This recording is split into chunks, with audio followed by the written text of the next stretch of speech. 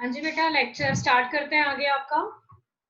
अभी देखो, last time मैंने आप लोगों को करवाया था क्लीवेज के बारे में, और क्लीवेज में मैंने आपको बताया था कि जो रिपीटेड माइटोटिक डिविजन्स हैं वो होगा, तो उसमें जो यूनिसेल्युलर स्ट्रक्चर है जिसको आप बोलते हो zygote, that will be converted into a multi cellular structure जिसको नाम दिया जाता है ब्लास्टुला या फिर ब्लास्टोसिस्ट। क्लियर?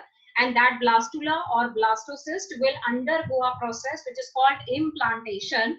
इम्प्लांटेशन का मतलब है कि जो ब्लास्टुला है that will fit into the endometrium of uterus.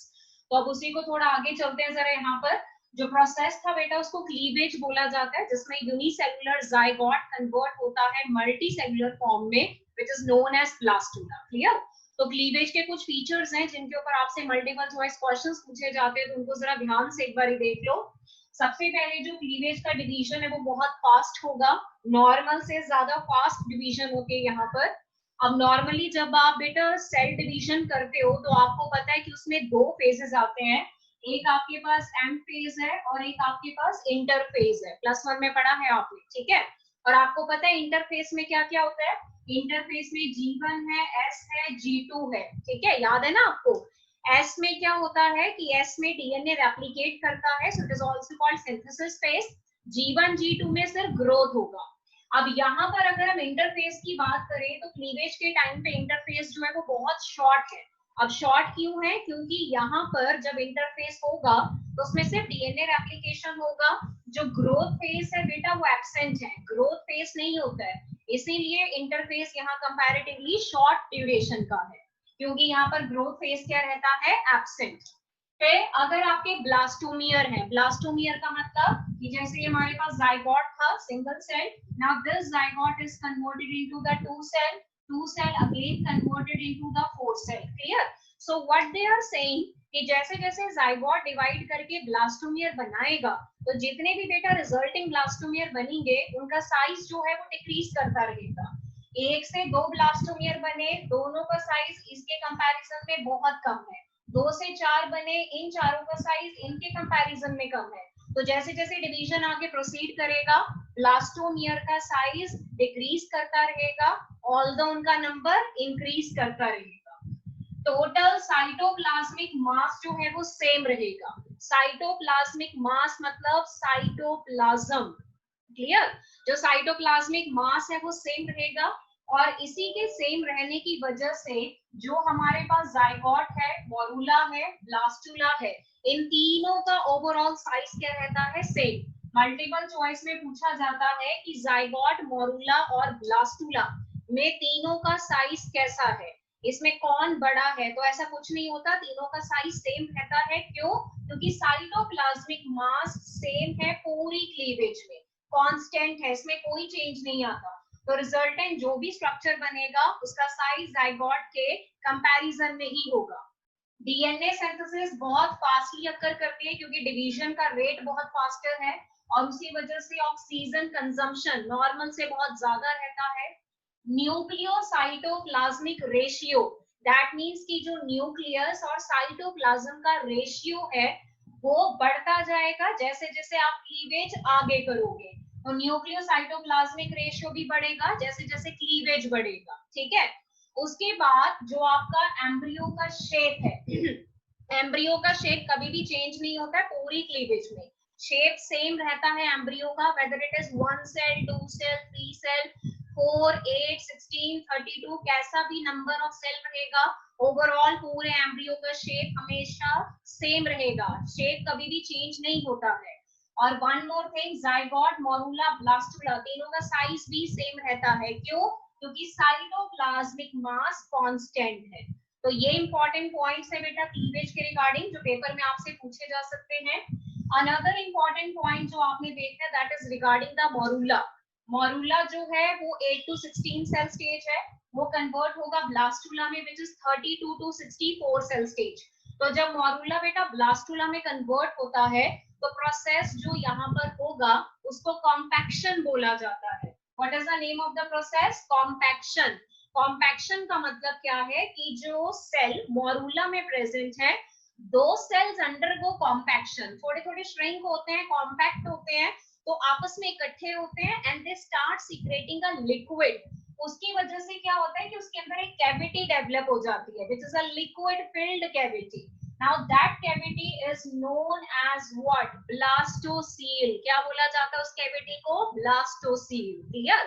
और जो पूरा स्ट्रक्चर आपके पास बनेगा that is known as what? Blastula. तो ब्लास्टुला का मैंने लास्ट टाइम डायग्राम आपको बोला था, बहुत इंपॉर्टेंट है बेटा. ब्लास्टुला में जो आउटर मोस्ट लेयर है उसको बोला जाता है ट्रोफोब्लास्ट या फिर ट्रोफोएक्टोडर्म, दो नाम है इसके. फिर अंदर जो कैविटी है ब्लास्टोसील, जो आपके पास ये ग्रुप ऑफ सेल है, इनर सेल मास, ठीक है, और you can say ICM, inner cell mass. अब आप देखो सबसे ऊपर की तरफ सेल्स ऑफ रॉबर. अब सेल्स ऑफ रॉबर क्या है? जो आपके ट्रोफोब्लास्ट के सेल आपके इनर सेल मास के डायरेक्ट कांटेक्ट में होंगे. ट्रोफोब्लास्ट के सेल जो इनर सेल मास के डायरेक्ट कांटेक्ट में होंगे वो लिटल थोड़े आपको डार्क कलर के नजर आते हैं. They have dense cytoplasm. तो उन सेल्स को यहाँ पर नाम दिया जाता है cells of Rauber, after the name of the scientist. ठीक है. और अगर मल्टीपल चॉइस में आपसे पूछा गया कि ह्यूमन के केस में which type of the blastula is there, then you should remember the type of the blastula, celioblastula. Celioblastula का मतलब the blastula which have a cavity and that cavity is called blastocele. Clear? और another important thing, जब blastocyst या blastula बन जाता है तो उसके बाद उसके ऊपर जो जोना पैलुसिडा है बेटा वो शेड हो जाती है, जो भी उसका रिमेनिंग मास है, ताकि ब्लास्टुला या ब्लास्टोसिस्ट कैन अंडरगो इम्प्लांटेशन. तो जब वो जोना पैलुसिडा को कंप्लीटली खत्म कर देगा अपने ऊपर से ताकि वो इम्प्लांट हो सके, तो इस प्रोसेस को यहाँ पर क्या नाम दिया जाता है? जोना हैचिंग. क्या बोला जाता है प्रोसेस को? जोना हैचिंग. ठीक है. तो ये इंपॉर्टेंट टर्म्स है बेटा, ये आप लोगों ने याद रखनी है. अच्छा, एक और चीज मैं आप लोगों को बता देती हूँ. लास्ट टाइम मैंने क्लीवेज के कुछ फीचर आपको बताए थे, जैसे कि मैमल्स या ह्यूमंस के केस में क्लीवेज जो है वो होलोब्लास्टिक है, कंप्लीट आपके पास डिस्ट्रीब्यूशन होता है साइटोप्लाज्म का. देन सेकंड हमने पढ़ा था कि जो क्लीवेज है वो इनडिटर्मिनेट है. इनडिटर्मिनेट का मतलब क्या होता है कि जो ब्लास्टोमियर का फेट है वो पहले से डिसाइडेड नहीं होता है. ठीक है. फिर तीसरा हमने पढ़ा था कि जो क्लीवेज होती है ह्यूमंस में वो रेडियल क्लीवेज होती है. तो मैं रेडियल का जरा एक बार डायग्राम बना के ना आपको क्लियर कर देती हूँ, शायद आपको लास्ट टाइम क्लियर ना हुआ हो. रेडियल में देखो बेटा क्या होता है कि जैसे ही आपके पास ना ऊपर वाली लेयर में सेल प्रेजेंट है, सपोज ये ऊपर वाली लेयर में सेल्स है, जब ये सेल डिवाइड करेंगे तो नए सेल बनेंगे. तो सपोज जो नए सेल बने वो एग्जैक्ट इनके ऊपर आपने ऐसे अरेंज कर दिए, फिर से नए सेल बने तो वो फिर से नए सेल इनके ऊपर इस तरीके से आपके पास क्या हो गए? अरेंज हो गए. तो बेटा ये जो अरेंजमेंट है, this arrangement is basically known as the radial. क्या बोला जाता है इसको? Radial. So type of the cleavage is called radial cleavage. लेकिन अगर मैं एक और अरेंजमेंट आपको यहाँ पर बताऊं, जैसे सपोज करो ऊपर वाले टायर में ये हमारे पास सेल्स हैं, ठीक है, जब ये सेल डिवाइड करेंगे तो नए सेल्स बनेंगे. अब जो नए सेल बने वो अरेंज हो गए इस तरीके से. अब देखो दोनों अरेंजमेंट में आपको फर्क नजर आ रहा है.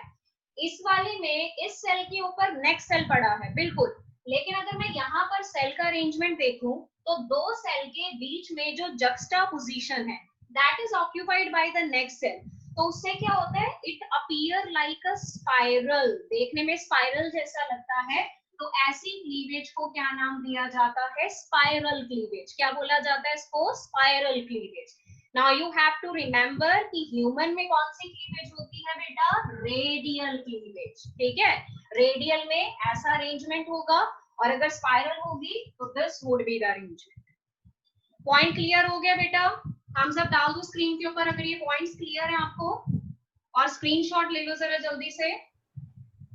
एक्सक्यूज मी मैम, बेटा स्पाइरल किस में होती है? स्पाइरल बेटा इंसेक्ट्स में होती है, इनवर्टिब्रेट्स में. टाइप ऑफ क्लीवेज हम पढ़ेंगे बिल्कुल लास्ट में जाके, वो थोड़ा सा कंपटीशन का टॉपिक है तो उसको लास्ट के लिए मैंने छोड़ दिया है. वो मैं तब आपको पूरा डिटेल में कराऊंगी, अभी सिर्फ आप ह्यूमंस की फीचर्स पढ़ोगे. स्क्रीनशॉट ले लिया सब बच्चों ने?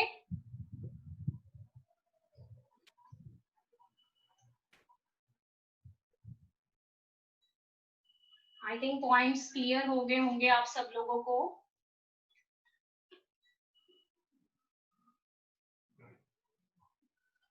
अच्छा बेटा देखो, जो क्लीवेज का प्रोसेस था वो तो खत्म हो गया। तो क्लीवेज में बेसिकली जो हमारे पास बना वो क्या बना, जो जाइगोट था विच वाज यूनिसेलुलर, उसको आपने कन्वर्ट कर दिया मल्टी सेलुलर स्टेज में, that is known as blastula. Blastula को दूसरा नाम यहाँ पर क्या दिया जाता है, it is also known as blastocyst. Clear.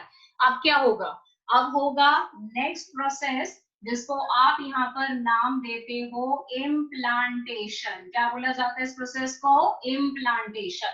कब बताया था मैंने, on the 7th day of fertilisation. Fertilisation के 7th डे में जाके कौन सा प्रोसेस होता है हमारे पास, इम्प्लांटेशन। ठीक है। तो इम्प्लांटेशन के टाइम पे क्या होगा कि यहाँ पर होगा fitting of blastula to the endometrium. जो एंडोमेट्रियम है which is the inner most layer of uterus, उसमें ब्लास्टुला क्या हो जाएगा बेटा, फिट हो जाएगा। तो जैसे वो फिट होगा प्रोसेस को क्या बोला जाता है, implantation, and it will start the pregnancy period. ये जो इम्प्लांटेशन है ये किसको स्टार्ट कर देगा, प्रेगनेंसी पीरियड को। ठीक है, मतलब from that moment the female is said to be pregnant. अब इम्प्लांटेशन में देखो बेटा, सबसे पहले होगा क्या, जो आउटर मोस्ट लेयर है, अगर आपको याद हो तो मैंने वो आपको बताई थी ट्रोफोब्लास्ट। और ट्रोफोब्लास्ट के जो सेल्स होते हैं they are said to be the phagocytic cell. Phagocytic है तो क्या करेंगे, डाइजेस्ट करेंगे। ठीक है। तो ट्रोफोब्लास्ट जो है इट एक्चुअली डिफरेंशिएट, ये है जो लेयर ये डिफरेंशिएट हो जाती है किसमें, it differentiate into two layers, दो लेयर्स में डिफरेंशिएट हो जाएगी। एक लेयर का नाम यहाँ पर है सिनसाइटियोट्रोफोब्लास्ट। क्लियर। और एक हमारे पास आती है another layer which is called cytotrophoblaст. So basically implantation के टाइम पे क्या होगा कि जो ट्रोफोब्लास्ट है उसके सेल फैगोसिटिक हैं, so they start their phagocytic activity, digest the endometrium and fit into the endometrium. This is called implantation, which start the pregnancy period. So during this process what will happen, the trophoblast will differentiate into two layers. One is syncytiotropoblast, which is on the inner side, and another is cytotrophoblast. Both have the modification of which layer, trophoblast layer. ठीक है। तो basically जो trophoblast है वो यहाँ पर करेगा क्या, trophoblast will give rise two finger like projections. तो ये जो फिंगर लाइक प्रोजेक्शंस निकलते हैं, इन फिंगर लाइक प्रोजेक्शंस को नाम दिया जाता है villi. What are these finger like projections, villi. ठीक है। So this villi get fit into the endometrium. किसमें फिट हो जाएंगे, into the endometrium. Now what is endometrium, it is basically the uterine portion, यानी कि वो मदर की body का पार्ट है। मदर की बॉडी में किसका पार्ट है, यूट्राइन टिश्यू का। कौन सा पार्ट है, एंडोमेट्रियम। उसमें क्या फिट हो जाएंगे, विलाई। विलाई क्या है, फिंगर लाइक प्रोजेक्शन। कहां से निकलते हैं, ट्रोफोब्लास्ट से। तो जैसे बेटा ये प्रोसेस होगा, it will complete this, that is known as what, implantation. clear? Screenshot ले लो जरा इसका।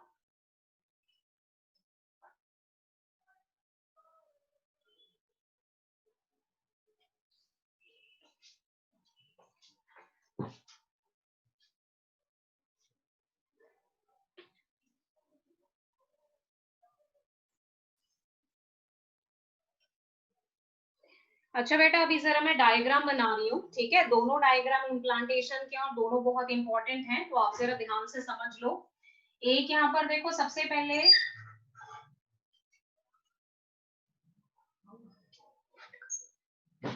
तो यहाँ पर एक सबसे पहले अभी इम्प्लांटेशन में क्या होगा, फर्स्ट ऑफ ऑल देखो आपके पास ये जो लेयर है, this is the suppose uterine endometrium. Clear. तो यूट्राइन एंडोमेट्रियम है which is basically the maternal tissue, जो मदर की बॉडी का पार्ट है। or this is the connective tissue and that contain the blood vessels or blood supply. So this is all part of the uterine endometrium. अब यहाँ पर आके fit होता है ब्लास्टुला और you can say the blastocyst. ठीक है, तो ये हमारे पास है ब्लास्टुला और it is known as the blastocyst. तो अब ये डायग्राम को अगर आप बेटा ध्यान से देखो तो यहाँ की तरफ जाने की बाहर की तरफ जो ये लेयर आपके पास है, this layer is known as the trophoblast. कौन सी लेयर है आपके पास? ट्रोफोब्लास्ट. और फिर अंदर की तरफ जो मास ऑफ सेल इसके अंदर प्रेजेंट होगा, now that is known as the inner cell mass. तो यहाँ पर ये पूरा स्ट्रक्चर हमारे पास क्या है? This whole structure is blastula और it is known as blastocyst. Clear? And this is what? This is uterine epithelium. ये हमारे पास क्या है यहाँ पर? Uterine epithelium which is the maternal tissue. Clear? अब ये फिट हुआ. फिट होने के बाद अब क्या चेंज होगा? फिट होने के बाद मैंने बोला trophoblast which is the outermost layer. This will differentiate. ये कितनी लेयर में डिफरेंशिएट हो जाती है? 2 लेयर्स में. ठीक है, तो अब आप अगले डायग्राम को ध्यान से देखो जरा. सो दिस इज अनदर डायग्राम जो इम्प्लांटेशन का ही है. तो सबसे पहले बेटा यहाँ पर हमारे पास बना दैट इज द ब्लास्टुला और you can say the blastocyst. ठीक है, ये हमारे पास है ब्लास्टुला और ब्लास्टोसिस्ट. तो ये जो बाहर वाली लेयर थी trophoblast, it actually give rise to these finger like projections which are called villi. तो उसने ऑलमोस्ट जो मैटरनल एपिथेलियम है यानी कि जो यूट्राइन एपिथेलियम है उसको ऑलमोस्ट यहाँ पर क्या कर दिया है? डाइजेस्ट कर दिया है. ठीक है, और ये हमारे पास बाहर की तरफ बची हुई ट्रोफोब्लास्ट की लेयर और फिर उसके अंदर हमारे पास है another mass of cell which is known as inner cell mass. अब इन दोनों डायग्राम्स को ध्यान से देखो. यहाँ पर फिटिंग होती है. फिटिंग के इमीडिएट बाद ट्रोफोब्लास्ट डिफरेंशिएट हो जाती है. इस लेयर को नाम दिया जाता है साइटोट्रोफोब्लास्ट. क्लियर? और जो ये हमारे पास है दिस इज कॉल्ड सिनसाइटियोट्रोफोब्लास्ट. तो यानी कि ट्रोफोब्लास्ट हो गई 2 लेयर्स में यहाँ पर divide completely. Clear? So this is basically known as what? Implantation. This whole structure is known as what? Blastula. तो ये हमारे पास है implantation के लिए. और जैसे ही बेटा ये वाला पार्ट होगा, immediate हमारे पास किसका secretion होगा? There will be the secretion of HCG. याद है HCG मैंने क्या बताया था? HCG याद है बेटा बच्चों को? क्या फुल फॉर्म था HCG का? क्या फुल फॉर्म था? लिखो जरा चैट बॉक्स में what is the full form of HCG. देखो जरा कितना याद है आपको. कौन लिखेगा सबसे पहले HCG का फुल फॉर्म?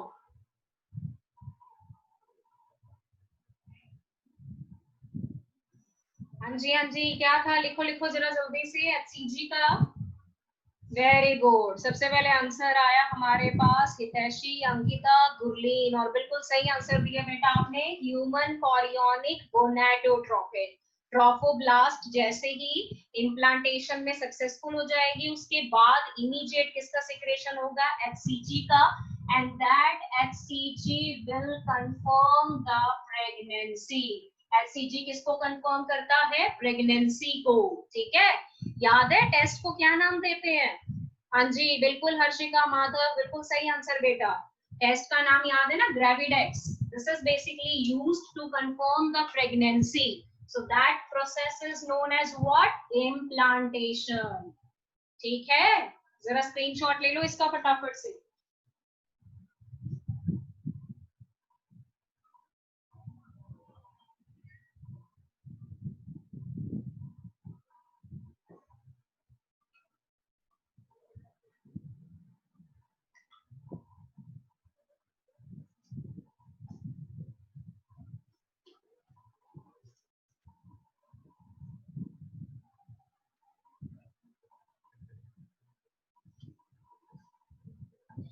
हाँ जी बेटा, इम्प्लांटेशन सब बच्चों को आई थिंक क्लियर हो गया होगा। ठीक है, बहुत ही इजी प्रोसेस है, इतना कुछ खास है नहीं इसमें।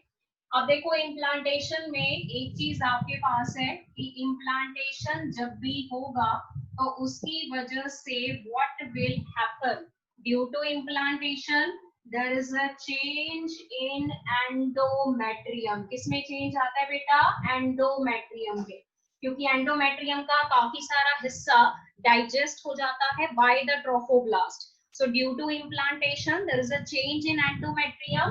So this change endometrium is now known as what?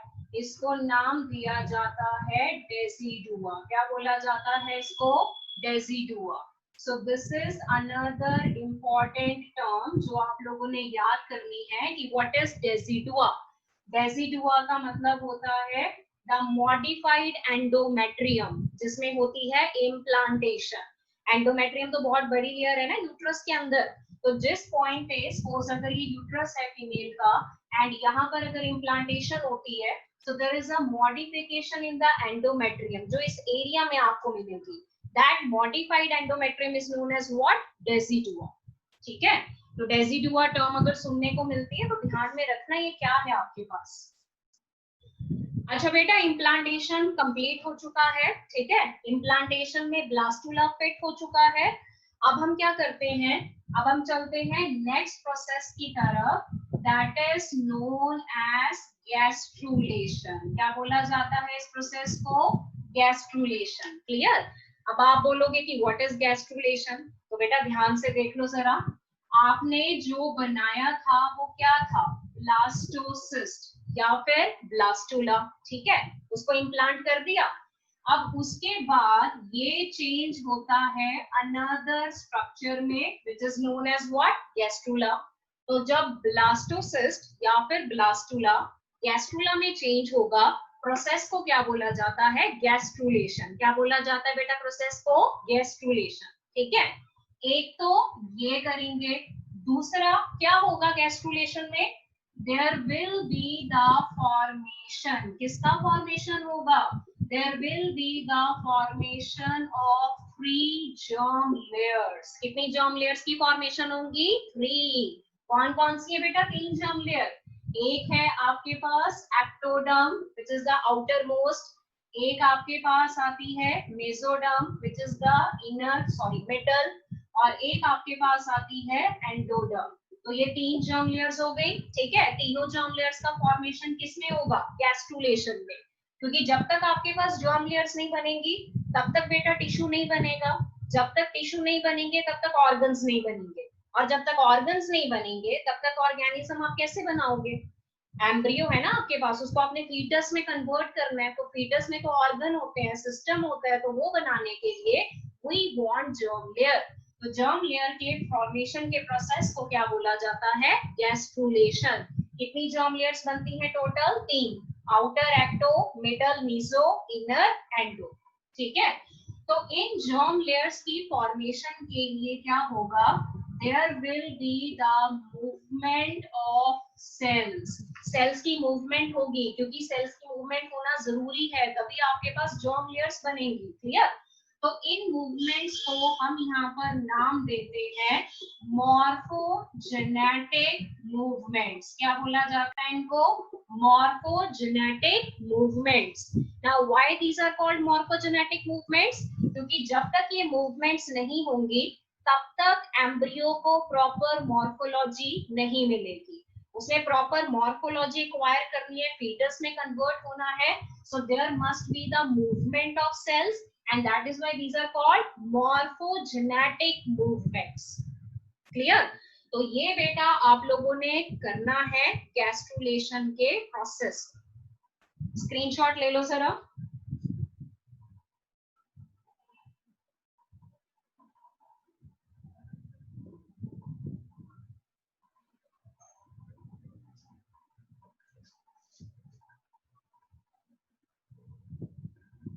तो मैंने कर दिया ग्रुप में। अच्छा देखो, अभी जो हमने स्टार्ट करना था वो गैस्ट्रुलेशन है बेटा। ठीक है, गैस्ट्रुलेशन में आपको ऑलरेडी बता चुकी हूँ कि गैस्ट्रुलेशन में आप क्या करोगे? Blastula will convert into gastrula with the formation of 3 germ layers. तो जो 3 germ layers बनती हैं वो basically ectoderm, mesoderm, endoderm है, which help in the formation of the organs so that there can be the proper formation of the fetus. Clear? So now what is happening when you look at the gastrulation process? तो ये बेटा थोड़ा सा difficult process है. Difficult ऐसे नहीं है कि आप याद नहीं कर सकते, आपको समझ में नहीं आएगा, थोड़ा सा लेंथी प्रोसेस है, लंबा है थोड़ा, बहुत सारे स्टेप्स हैं, तो देखने में आपको थोड़ा सा डिफिकल्ट लगेगा, पर उतना है नहीं. तो जो थ्योरी मैंने यहाँ पर लिखी हुई इसमें टोटल 9 स्टेप्स मैंने आपको दिए हैं. इन 9 के अलावा जो मेन आप लोगों ने स्ट्रेस देना है बेटा वो डायग्राम्स के ऊपर देना है. ठीक है ना, diagrams are very very important.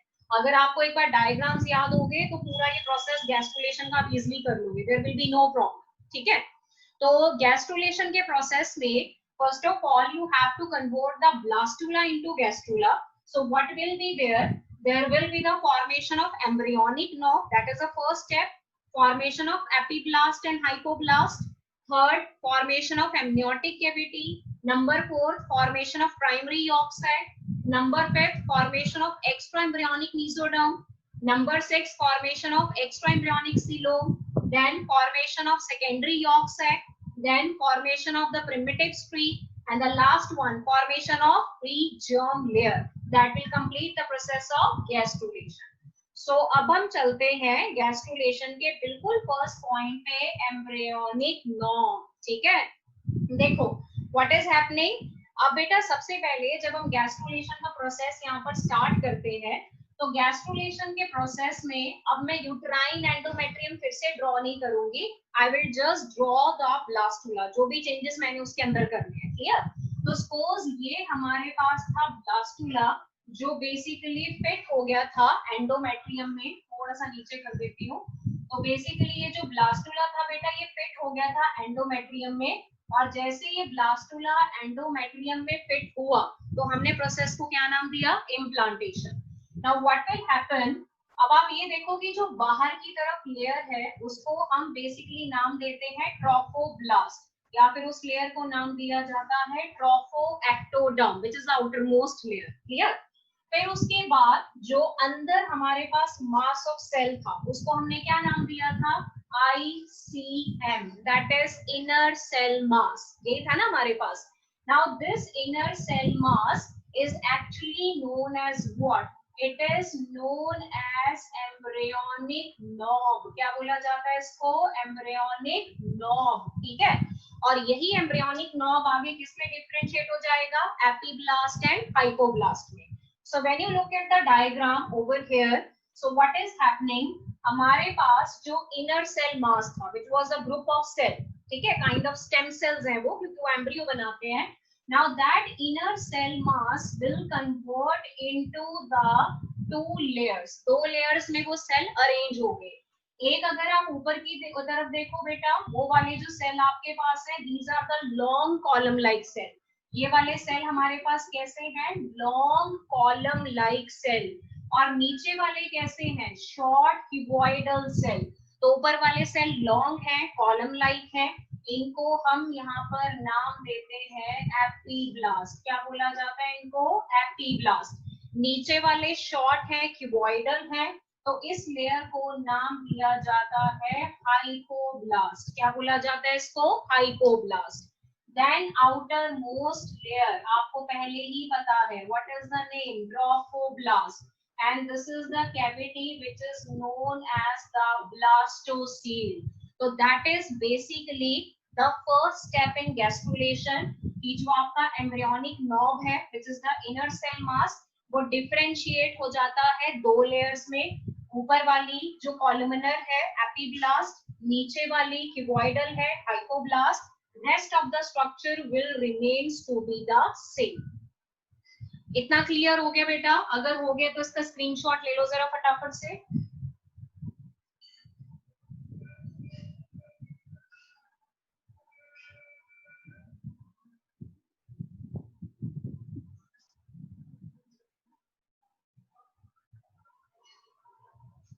हो गया बेटा स्क्रीनशॉट?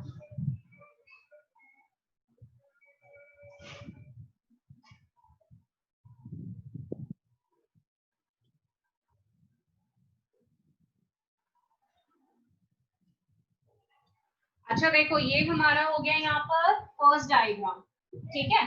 तो फर्स्ट डायग्राम क्लियर है। और फर्स्ट डायग्राम के बेटा बाद हम चलते हैं सेकंड स्टेप पे। अब देखो हमारे पास एम्ब्रियोनिक नॉब क्लियर हो गया। एम्ब्रियोनिक नॉब आगे जाके एपिब्लास्ट हाइपोब्लास्ट में डिफरेंशिएट हो गया। अब हमें उसके बाद क्या करना है, formation of amniotic cavity. Clear. तो इसी डायग्राम को फर्दर कंटिन्यू करते हैं।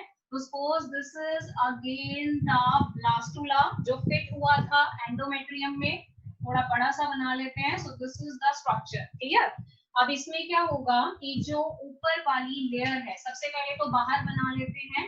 इस बाहर वाली लेयर को हमने क्या नाम दिया था, ट्रोफोब्लास्ट। तो ये हमारे पास होगी आउटर मोस्ट लेयर। क्लियर। उसके बाद जो ये लेयर थी हमारे पास, which is made up of the cuboidal columnar cell. जो कॉलमनर सेल की लेयर थी उसको हमने क्या नाम दिया था, एपिब्लास्ट। और उसके जो नीचे वाली है बेटा उसको क्या बोला गया था, हाइपोब्लास्ट। तो ऊपर वाली एपी और नीचे वाली हाइपो। ऊपर वाली बनी है कॉलम लाइक सेल की, नीचे वाली बनी है क्यूबॉइडल सेल।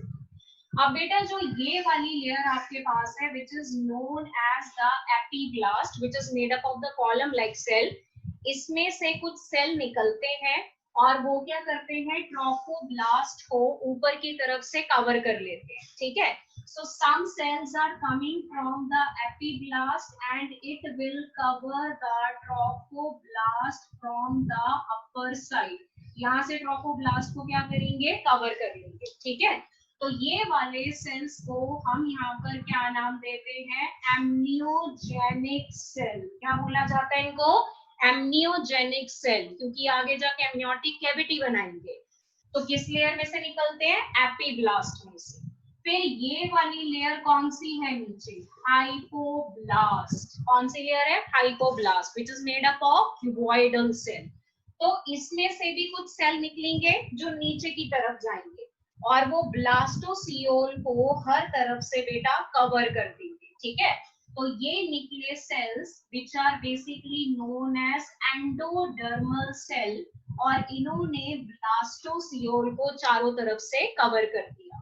तो ये कौन से सेल्स हैं हमारे पास, these are called endodermal cell. तो इन्होंने ब्लास्टोसियोल को चारों तरफ से कवर कर दिया। ठीक है। ऊपर की तरफ निकले एम्नियोजेनिक, किससे निकलेंगे, एपिब्लास्ट से। और ये जो बेटा कैविटी बनेगी आपके पास, this cavity, now this cavity is known as what, amniotic cavity. क्या बोला जाता है इसको, एमनियोटिक कैविटी। इसका फंक्शन आगे जाके पढ़ेंगे। और जो हाइपोब्लास्ट से निकले वो एंडोडर्मल सेल्स हैं। एंडोडर्मल सेल्स ने पूरी ब्लास्टोसियोल को कवर कर दिया। तो जो पहले ब्लास्टोसील कैविटी थी अब वो थोड़ी सी साइज में रिड्यूस हो गई। क्यों, क्योंकि उसके प्रॉपर एंडोडर्मल की लाइनिंग आ गई।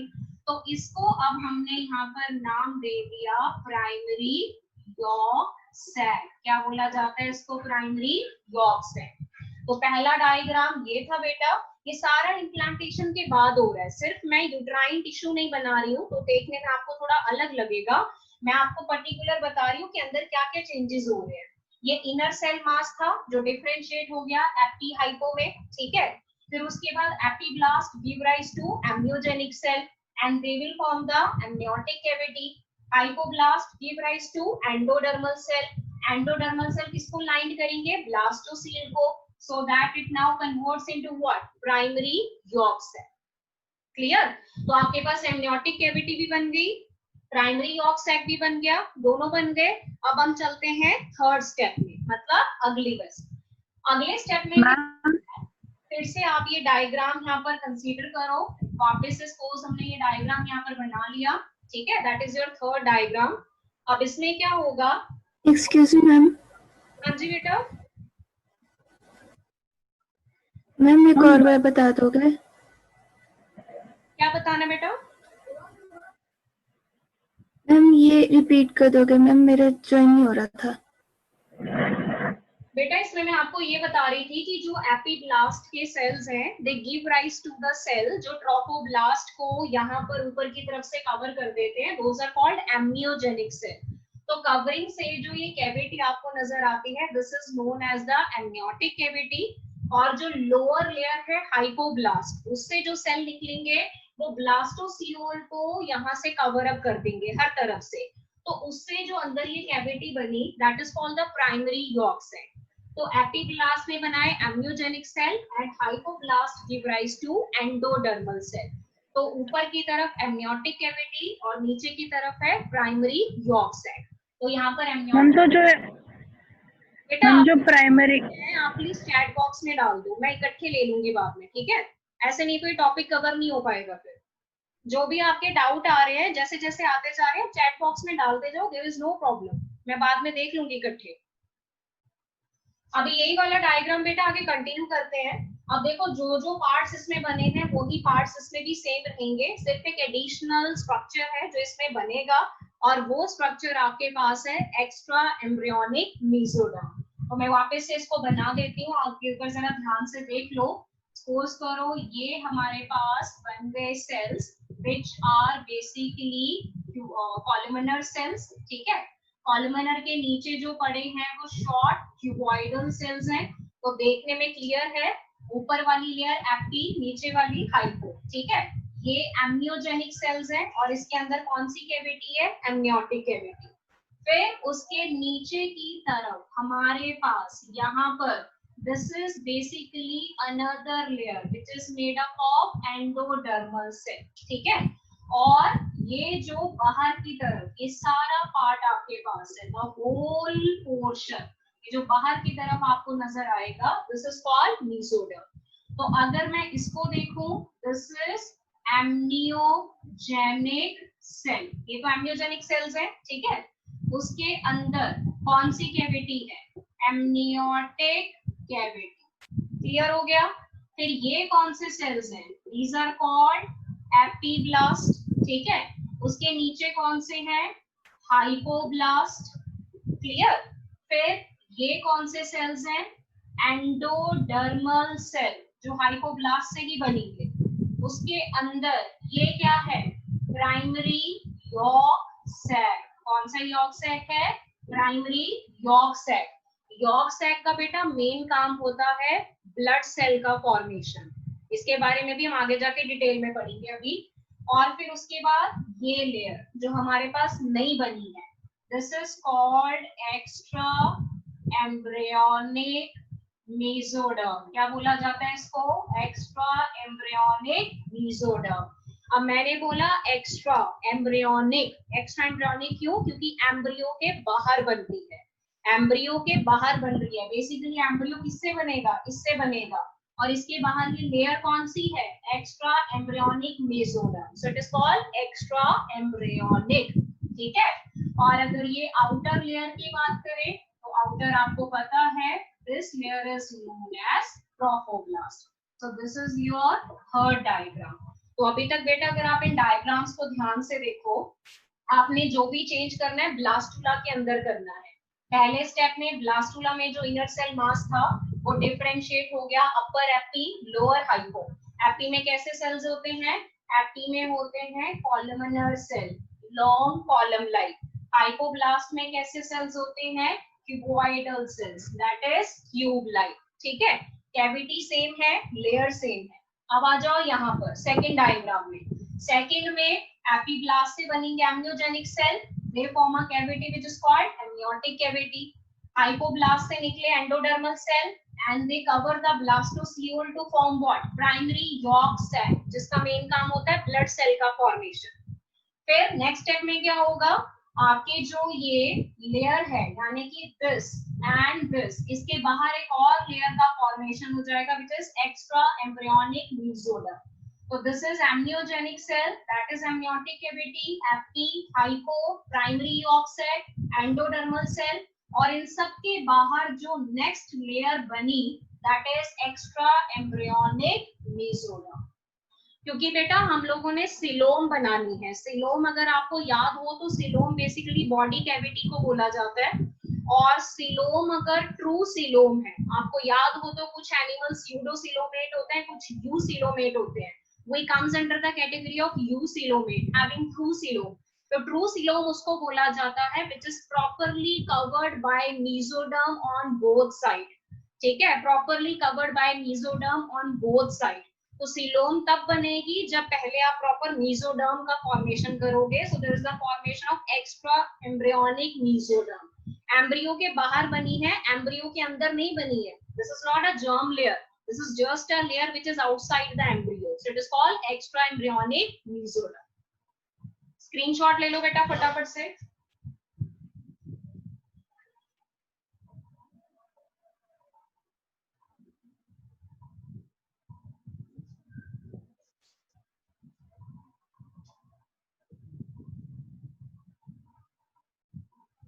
स्क्रीनशॉट हो गया तो थम्स अप डाल दो स्क्रीन के ऊपर.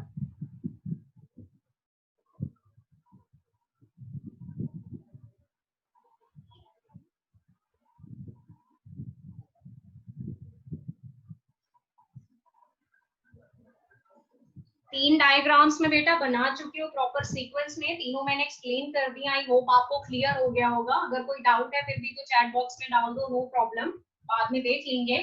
अब सेम डायग्राम हम लोगों ने वापस बनाना है. सो दिस इज नंबर कितने हो गए ये 4. 3 ऑलरेडी बन चुके हैं. This is number 4. क्लियर. अब इसको ध्यान से देखो. सारी चीजें ऑलमोस्ट सेम है, बस एक चीज का फर्क है. फर्क क्या होगा कि अब आपके पास सिलोम फॉर्मेशन होगा. ठीक है, body cavity. Now what is happening? Suppose ये है outermost layer which is known as amniogenic cell. ठीक है, फिर उसके नीचे ये आते हैं एपिब्लास्ट. This is epiblast. और उसके नीचे कौन सी लेयर आती है? Hypoblast. Clear. Amniogenic cell, epiblast, hypoblast. Clear. इतना तो ठीक है, वही सेम चीजें रिपीट हो रही हैं. फिर ये वाली जो लेयर है, now this is the layer of endodermal cell. कौन सी लेयर है? endodermal cells. क्लियर. फिर उसके बाद what is happening? अभी लास्ट टाइम हम लोगों ने क्या बनाया था? एक्स्ट्रा एम्ब्रियोनिक मीजोडर्म बनाई थी ना. Extra embryonic mesoderm. अभी एक्स्ट्रा एम्ब्रियोनिक मीजोडर्म ऐसे थी. ठीक है, अभी एक्स्ट्रा एम्ब्रियोनिक मीजोडर्म ये हो गई. This is what? Splitting. Splitting का मतलब टूटना. ऐसे थी हमारे पास मीजोडर्म. अब मीजोडर्म क्या हो गई बेटा? स्प्लिट हो गई. स्प्लिट होगी तो 2 पार्ट्स में डिवाइड हो जाएगी. एक मीजोडर्म का हिस्सा बाहर की तरफ, एक मीजोडर्म का हिस्सा अंदर की तरफ. तो दोनों के बीच में ये जो खाली जगह आ गई, तो इसको बेटा क्या बोलोगे? This is cavity. This is known as what? Coelom. ठीक है, तो यानी कि एक जो मीजोडर्म बनी थी हमारी, उसको सपोज हमने डिवाइड कर दिया 2 पार्ट्स में. मतलब वो मीजोडर्म यहाँ पर हो गई स्प्लिट, और स्प्लिटिंग की वजह से जो कैविटी बनेगी, उस कैविटी को यहाँ पर क्या बोला जाता है? सीलोम. क्या नाम है उस कैविटी का? सीलोम. तो ये सपोज करो हमने बना दी मीजोडर्म लेयर. थोड़ा सा आपको ना कुछ कुछ चीजें इमेजिन करके समझनी पड़ेंगी, अदरवाइज ये प्रोसेस आपको बड़ा डिफिकल्ट लगेगा. अभी देखो ये एज अ सिंगल लेयर थी. अब मैंने सिंगल लेयर को क्या करा? ऐसे तोड़ दिया. तोड़ा तो ये 2 हिस्सों में डिवाइड हो गई, और उसके बीच में क्या आ गई? कैविटी. That is coelom. तो ये हमारे पास है पैराइटल मीजोडर्म. पैराइटल मीजोडर्म बाहर की तरफ. ये हमारे पास है विसरल मीजोडर्म. विसरल मतलब अंदर की तरफ. पैराइटल बाहर की तरफ, विसरल अंदर की तरफ. मैं थोड़ा ऊपर लिख देती हूँ इसको. सो दिस इज पैराइटल मीजोडर्म जो हमारे पास है बाहर की तरफ, और अंदर की तरफ कौन सी है? Visceral mesoderm. दोनों के बीच में ये कैविटी दिख रही है आपको? खाली जगह दिख रही है? बिल्कुल क्लियर है. तो इसको क्या बोलेंगे? Extra embryonic coelom. क्या बोला जाता है इसको? Extra embryonic coelom. Extra embryonic क्यों बोलेंगे? क्योंकि एम्ब्रियो के बाहर बन रहा है, अंदर थोड़ी बन रहा है. So it is extra embryonic coelom. अब ये कौन सी लेयर थी आपके पास? ये देखो, ये कौन सी थी? This was trophoblast. बाहर वाली तो ट्रोफोब्लास्ट थी ना. उसके नीचे कौन सी आ गई? मीजोडर्म आ गई. ठीक है, फिर ये कौन सी है? Visceral mesoderm. ये लेयर कौन सी है? This is amniogenic cell. Amniogenic cell याद है किससे बनते हैं? ट्रोफोब्लास्ट से ही तो बनते हैं. कैविटी को क्या बोलेंगे? This cavity, amniotic cavity. ये कौन सी कैविटी है हमारे पास? एमनियोटिक कैविटी, ठीक है। ये क्या है, दिस इज व्हाट, एपिब्लास्ट। कौन सी लेयर है ये हमारे पास, एपिब्लास्ट। तो उसके नीचे वाली कौन सी है, हाइपोब्लास्ट। कौन सी लेयर है हमारे पास, हाइपोब्लास्ट, ठीक है। फिर ये क्या है, अब इसके अंदर देखो, पहले ये था बड़े साइज का, अब क्योंकि सिलोम बन गई, मीजोडर्म टूट गई, तो ये हो गया छोटे साइज का। क्या था ये, यॉर्क सैक। पहले आप इसको क्या बोलते थे, प्राइमरी यॉर्क सैक, लेकिन अब इसका साइज छोटा हो गया है, तो अब हम इसको क्या बोलेंगे, now this is known as secondary yolk sac due to the reduction in the size, ठीक है। यॉर्क सैक का काम क्या होगा, ब्लड सेल फॉर्मेशन। क्या फंक्शन होगा इसका, ब्लड सेल फॉर्मेशन, क्लियर। तो अब आप ध्यान से डायग्राम को देखो जो मैं आपको बता रही हूँ, अदरवाइज आपको कंफ्यूजन रहेगा। ये दिख रहा है आपको, देखा मैंने रिंग बनाई यहाँ पर, ये बनी है। इस रिंग में एक आउटर लेयर है बेटा ट्रोफोब्लास्ट की, एक इनर लेयर है मेसोडर्म की। कौन सी लेयर है, ये वाली। इसको हम क्या बोलते हैं, देखो मैंने लेबल करा ऊपर, पेराइटल मेसोडर्म। यानी कि दो लेयर है मेरे पास, one is trophoblast, another is parietal mesoderm. ये दोनों लेयर मिल के बनाती हैं कोरियन। दोनों लेयर को मिला के क्या बोला जाता है, कोरियन। दोनों लेयर ने मिलके कौन सी लेयर बनाई, कोरियन, ठीक है। फिर उसके बाद अगर आप यहाँ पर आ जाओ बेटा, when you look at this part, मैं इसको थोड़ा सा यहाँ पर इरेज कर देती हूँ ताकि मैं आपको लेबल करके बता सकूं। ये वाले पोर्शन को ध्यान से देखो, लुक एट दिस पार्ट। ये दिख रहा है आपको, रिंग मैंने जो सेकंड बनाई, विजिबल, हाँ बिल्कुल विजिबल। इसके अंदर वाली लेयर क्या है, एम्नियोजेनिक सेल की है। एम्नियोजेनिक सेल किससे बनते हैं, ट्रोफोब्लास्ट से। मतलब आप इसको ट्रोफोब्लास्ट भी बोल सकते हो, सीधी सी बात है, ठीक है। उसके ऊपर कौन सी लेयर है, ऊपर कौन सी है, मेसोडर्म। कौन सी मेसोडर्म है, विसरल मेसोडर्म।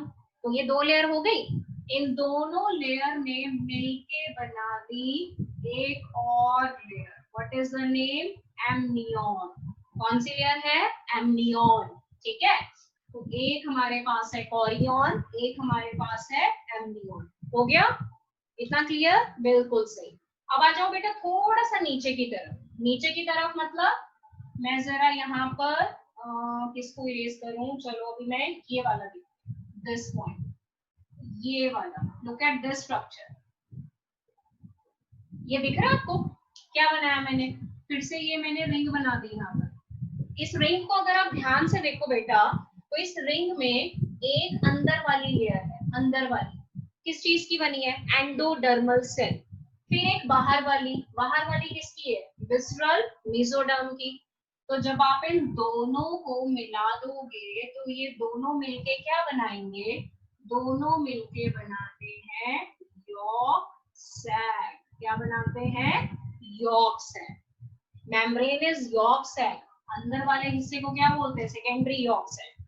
तो यहाँ पर क्या हुआ, there is formation of extra embryonic membranes. किसका फॉर्मेशन हुआ, formation of extra embryonic membranes, ठीक है। और किसका फॉर्मेशन हुआ, एक्स्ट्रा एम्ब्रियोनिक सिलोम का। एक्स्ट्रा एम्ब्रियोनिक मेम्ब्रेन में कितनी मेम्ब्रेन्स है बेटा, सबसे पहले बाहर की तरफ कौन सी है, बाहर की तरफ देखो जरा डायग्राम में, कोरियन। तो सबसे पहले हमारे पास आती है Korean, which is outer most membrane, ठीक है। सेकंड नंबर पे कौन सी है, ये रही एमनियन, अंदर की तरफ। एमनियन किसको कवर करती है, cavity. What is the name of the cavity, amniotic cavity. तो इसके बाद आई amnion which is inner layer, ठीक है। थर्ड कौन सा है, ये रहा क्या, yolk sac. So this is another layer, yolk sac. And number 4 जो इस डायग्राम में विजिबल नहीं है, वो अगले डायग्राम में मैं आपको दिखाऊंगी, एलेंटॉइड्स। तो बेटा टोटल कितनी एक्स्ट्रा एम्ब्रियोनिक मेम्ब्रेन बन गई, 4। कितनी एक्स्ट्रा एम्ब्रियोनिक मेम्ब्रेन बनी, 4। इनको एक्स्ट्रा एम्ब्रियोनिक क्यों बोला जाता है? क्योंकि ये बनने वाले एम्ब्रियो को हर तरफ से कवर करती है, इसीलिए इन मेम्ब्रेन्स को क्या बोला जाता है? Extra embryonic membrane. सबसे पहली कौन सी है? Chorion, outer most. अगर मैंने कॉरियन का कंपोजिशन पूछा तो मुझे बता सकते हो कॉरियन कितनी लेयर्स को मिला के बनती है? दो। नाउ यू कैन सी दो कौन कौन सी है बेटा? आउटर ट्रोफोब्लास्ट और इनर मीजोडर्म। कौन सी मीजोडर्म? Parietal mesoderm. ठीक है। फिर कौन सी लेयर है? एमनियन। एमनियन भी कितनी लेयर्स को मिला के बनेगी? दो लेयर्स को। जो एमनियन है वो एक एक्स्ट्रा एम्ब्रियोनिक मेम्ब्रेन है जो दो लेयर्स को मिला के बनती है। डायग्राम में देखो, अंदर वाली लेयर कौन सी है? एमनियोजेनिक सेल, और उसके ऊपर कौन सी है? Visceral mesoderm. ठीक है। तीसरी कौन सी मेम्ब्रेन है? York sac. यॉर्क सैक ये रहा, कितनी लेयर्स को मिला के बनेगी? दो लेयर्स। अंदर वाली लेयर एंडोडर्मल सेल की और बाहर वाली लेयर विसरल मीजोडर्म। और चौथी मेम्ब्रेन है allantoids, that is not visible in this diagram, तो नेक्स्ट में आपको पता लग जाएगा। तो गैस्ट्रोलेशन में जैसे जैसे आप आगे बढ़ते जाओगे, आपके पास बेटा मेन क्या था? पहले एम्ब्रियोनिक डिस्क बनी, फिर वो एप्टी और हाइपो में डिफरेंशिएट हुई, फिर एमनियोटिक कैविटी बना, यॉर्क सैक बना, वो भी प्राइमरी यॉर्क सैक। उसके बाद आपने बनाया एक्स्ट्रा एम्ब्रियोनिक मीसोडर्म, फिर मीजोडर्म स्प्लिट हो गई, हमारे पास क्या बना? एक्स्ट्रा एम्ब्रियोनिक सीलोम, फिर formation of secondary yolk sac and formation of extra embryonic membrane. कितनी? चार। कौन कौन सी? Chorion, amnion, yolk sac and allantoids. Screenshot ले लो बेटा इसका।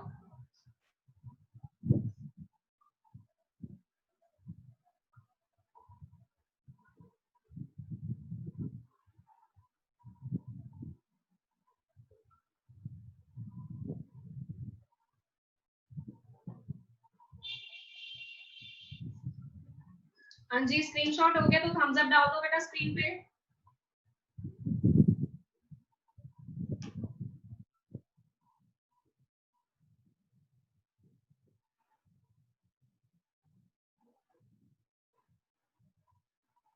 नहीं भी होगा तो मैं सेंड कर दूंगी ग्रुप में, कोई प्रॉब्लम नहीं है।